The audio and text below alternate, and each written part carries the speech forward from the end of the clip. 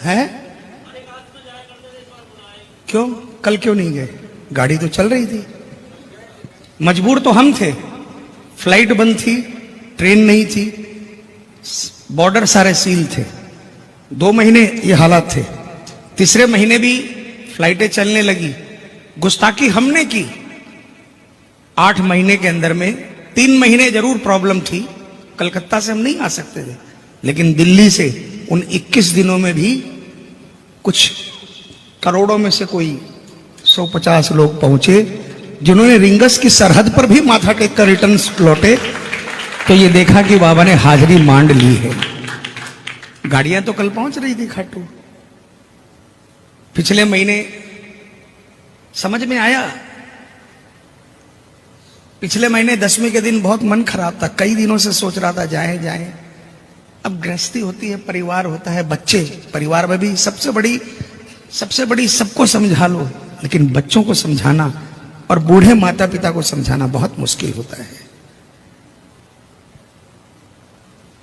माता पिता पीछे पड़ गए, नहीं जाना है, मन मार लिया, नहीं बनाई टिकट। लेकिन 10वीं के दिन एक टेलीफोन किसी श्याम प्रेमी का राजस्थान से आ गया, नोखा से। उन्होंने बोला, मैंने पूछा आप जा रहे हो कल 11 को? बोला नहीं, 11 को कल हमारे यहां पर एक साउंड वाले भैया है, उन्होंने कीर्तन कराया है और उनके घर पे कीर्तन है, इसलिए हम लोग 12 को जाएंगे। मेरे मुंह से निकल गया अपने आप, मैं भी आ जाऊं? उन्होंने कहा भाई साहब आ सकते हो। मैंने लाइन काटी, ट्रैवल एजेंट को संग संग फोन किया, सिर्फ जाने की टिकट बुक कराई, उत्सुकता में आने की टिकट ही नहीं कराई। शाम को 6, साढ़े 6, 7 बजे और उनको फोन किया, पागल हो गए कि आप कलकत्ता से आ जाओगे इस हालात में। मैंने कहा मैं आपके लिए आ ही नहीं रहा और ना मैं आ रहा। इस शाम का संदेशा आ गया है, आपके कारण मेरी खाटू धाम में हाजिरी लग जाएगी। पिछले महीने की 11 पे हालात इतने खराब थे कि मंदिर के सामने भी कोई नहीं पहुंच पाया।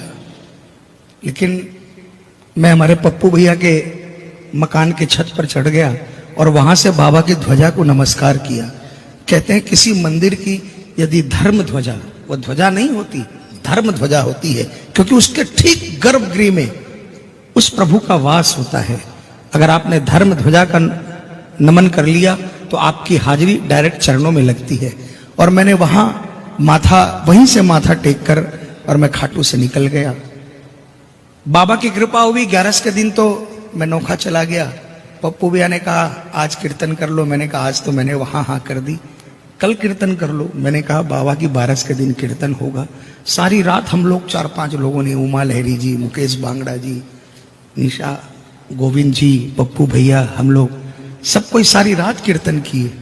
और मैं समझता हूं कि उस कीर्तन में जो दिल से आवाज निकली, जो लगा कि साक्षात सामने शिखर था बाबा का और कीर्तन हो रहा था, उस दिन बाबा के सामने खड़े होकर कहा बाबा यदि अपने घर से आने के लिए आप साधन की व्यवस्था रखोगे तो जब तक जिएंगे तब तक ही आपसे अरदास करेंगे कि आपका दरबार न छूटे बाबा। इसलिए प्रेमियों, मन में इच्छा आप करो, आप बाबा आपको खींच लेगा। मैं ये नहीं कहता कि आप प्रशासन की धज्जियां उड़ाकर जाओ, ऐसा नहीं। लेकिन अगर आपको रिंगस तक भी पहुंचा लिया, और क्या समझते हो, आप घर से निकले 10 किलोमीटर पर अगर आपको रिटर्न कर दिया, वो 10 किलोमीटर के अंदर में ही आपकी हाजिरी कबूल कर लेगा। जहां आपके बस में नहीं है वहां ये मान लेता है, लेकिन बस में होते हुए हम बोलते हैं कि बाबा ने नहीं बुलाया, तो फिर बाबा ने तो आपको बहुत जगह ऐसी है जहां बोला नहीं कि जाओ बेटा वहां चले जाओ, फिर भी बिना बाबा से पूछे चले गए, है ना। साल में एक बार वेकेशन मनाने जाते हो, कोई सिंगापुर जाता है, कोई बैंकॉक जाता है, कोई यूरोप टूर पे जाता है, कभी पूछता है बाबा से कि बाबा जाऊं कि नहीं जाऊं? परमिशन आता है, लिखित आता है कि हाँ जाइए? नहीं आता ना, चले जाते हैं।